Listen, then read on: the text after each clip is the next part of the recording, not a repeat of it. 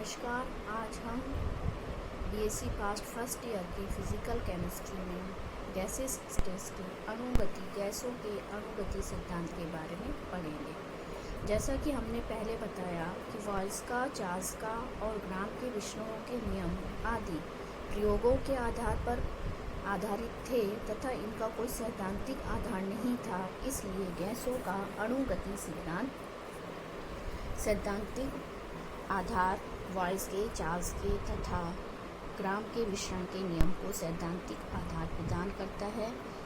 गैसों के अणुगति सिद्धांत को समझने के लिए पहले उसकी कुछ धारणा है उन्हें देखना होगा।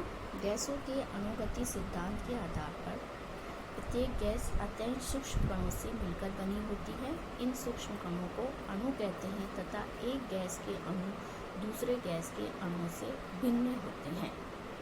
गैस के संपूर्ण अणु का आयतन वास्तविक आयतन गैस के अणुओं का आयतन वास्तविक गैस के आयतन की तुलना में नगण्य होता है। गैस के अणु को गोल, ठोस तथा पूर्णतया प्रत्यास्थ कण माना जाता है, जिसमें न कोई आकर्षण बल होता है और न ही कोई प्रतिकर्षण बल होता है। गैस के अणु निरंतर सीधी रेखा में विचरण करते हैं तथा आपस में अथवा पात की दीवार से टकरा कर ये अपनी दिशा बदल लेते हैं। गैस का दाब अणुओं के पात की दीवार पर किए गए प्रहारों के परिणाम होता है। अर्थात गैस के अणु जब पात्र में मूवमेंट करते हैं तो जब ये पात की दीवार से जाकर टकराते हैं तो इन टक्करों के कारण गैस पात की दीवार पर दाब उत्पन्न होता है। अणुओं की गति गैस पर गुरुत्वाकर्षण बल का प्रभाव नगण्य होता है, अर्थात इनमें गति पर गुरुत्वाकर्षण बल कार्य नहीं करता है। गैस के अणुओं की औसत गति ऊर्जा गैस के परम ताप के समानुपाती होती है। मतलब टेम्परेचर यदि बढ़ा दिया जाए, यदि किसी पात्र में गैस के अणु रखे हुए हैं और उसका यदि टेम्परेचर बढ़ा दिया जाए तो गैस के अणुओं की गति भी क्या हो जाएगी, बढ़ जाती है। अब गैस के अणुओं को सिद्धांत को समीकरण का हम डेरिवेशन देखेंगे। इसके लिए हम एक घनाकार पात्र लेते हैं।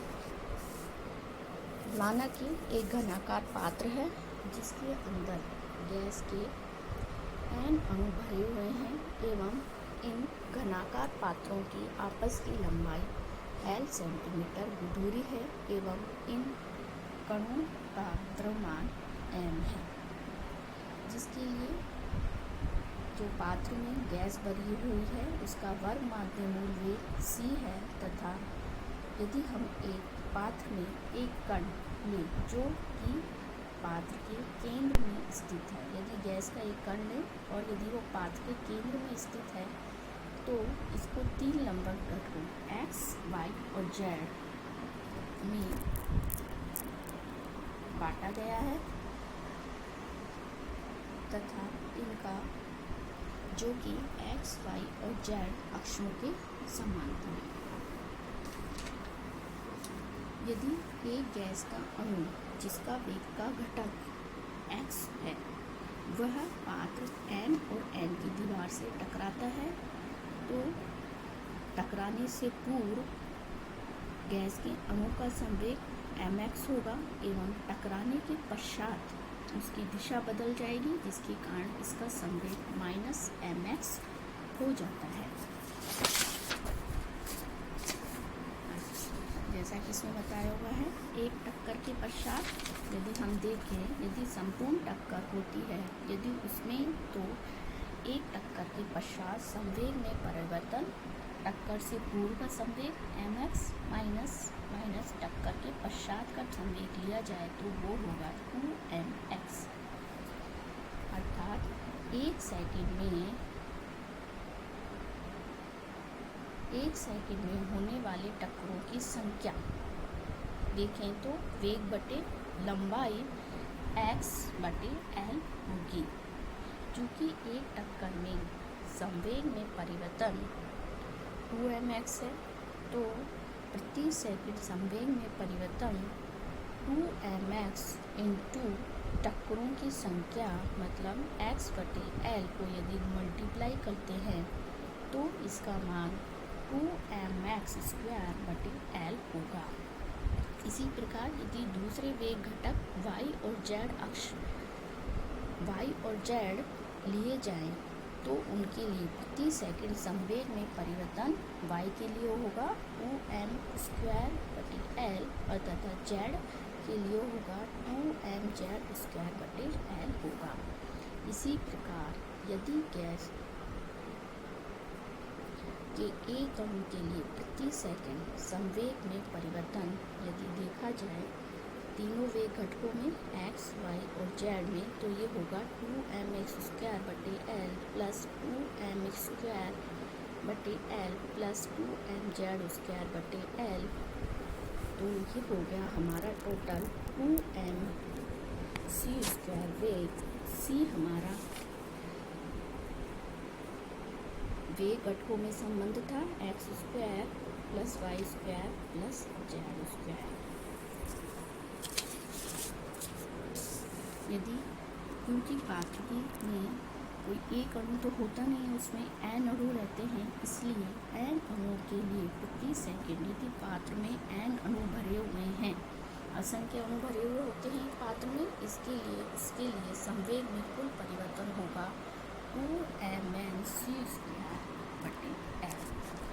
चूँकि हम जानते हैं गति के द्वितीय नियम के अनुसार संवेग में परिवर्तन की दर आरोपित बल के बराबर होती है, अतः जो हमारा संवेग में परिवर्तन आया है 2mx² वो बल के बराबर हो जाएगी। अतः दाब होता है वेग बल बटे क्षेत्रफल, तो हमारा बल आया है 2mnc²/l। और क्योंकि हमारा पात्र घनाकार है उसमें 6 दीवारें हैं, अतः उसके लिए क्षेत्रफल होगा 6l³। 6l³, अतः P = 6 दीवारों के लिए होगा 6l³, तो P = mnc²/6l³, क्योंकि आयतन होता है l³, अतः P = 2mnc²/6v। और यदि हम 2 और 6 को काटेंगे तो 1/3 आ जाएगा, जिसके लिए हमारा मान अब आ जाएगा 2mnc²/v। तो v को यदि हम इधर ले जाएंगे तो हमारी समीकरण बन जाएगी pv = 1/3 mnc², pv = 1/3 mnc²। यही हमारे गैस की अणुगति समीकरण कहलाती है। धन्यवाद।